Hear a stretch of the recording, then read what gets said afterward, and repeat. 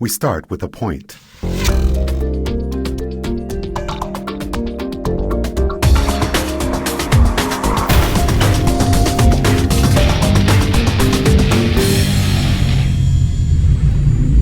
Hi everybody and welcome back. Rob Bryanton once again with the Imagining the 10th Dimension video blog. Today's entry is called The Forest. And I'm showing you here a comic that comes from the website xkcd.com. There's a lovely bunch of thought-provoking comics found there.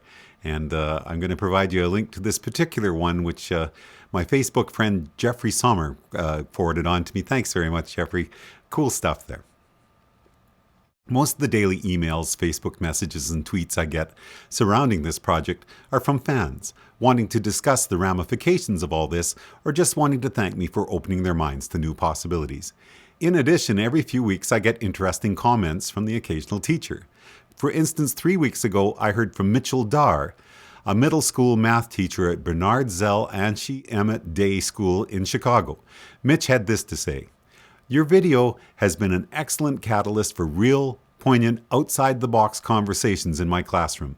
The conversations that your movie sparked were some of the best I've ever experienced as a teacher." Then, at the end of March, a visitor to the 10th Dimension forum, calling themselves Red Miriam, posted a very nice analogy for visualizing the unfolded nature of spatial dimensions, with each new dimension affording a new degree of freedom that was unavailable from the one before. I emailed Red Miriam asking for permission to quote the analogy in this blog and possibly produce an animation of it someday. I received this message back and discovered that Red Miriam was the handle for yet another teacher, this one from England. And he wrote, "Thanks for the email and the comments about my analogy. I would be flattered if you used it in a blog entry, and I'm quite happy for you to quote it and discuss it and include references to me. My actual name is Nigel Evans. I'm a science teacher, the head of chemistry at an independent co-ed boarding school in Oxfordshire in the UK. The school is Bloxham School. I've been fascinated by the physical sciences all my life, and in particular the ideas of multidimensionality. I saw your video on YouTube and then visited your website.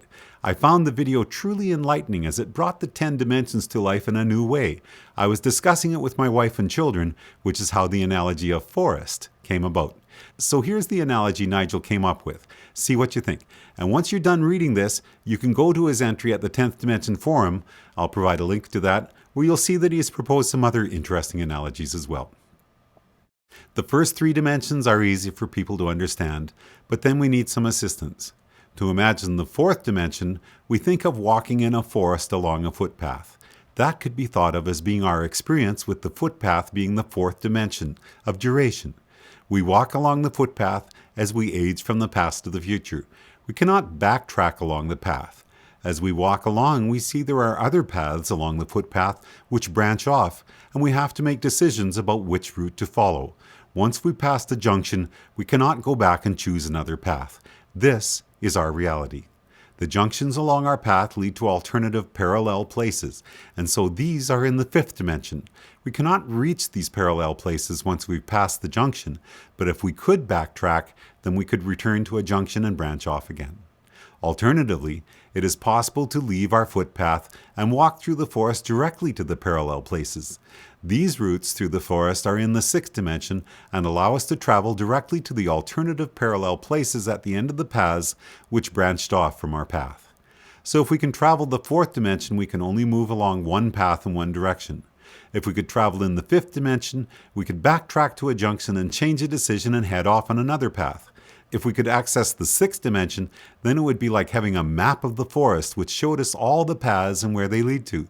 This would allow us to move freely through the forest from place to place and get to places which are not directly connected to where we are on our path by using the 6th dimension.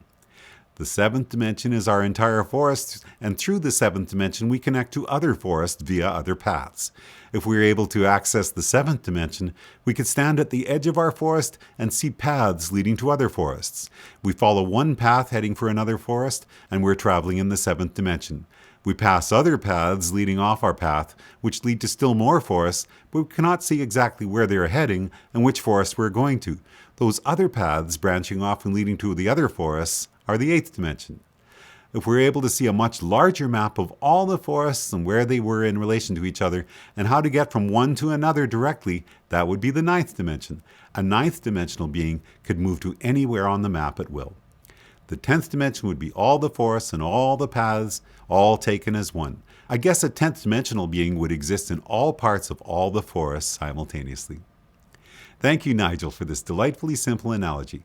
And thank you to all the teachers I've heard from in the 4 years since I've launched this project who've enjoyed the philosophy of physics discussions with their students that my project has been able to stimulate.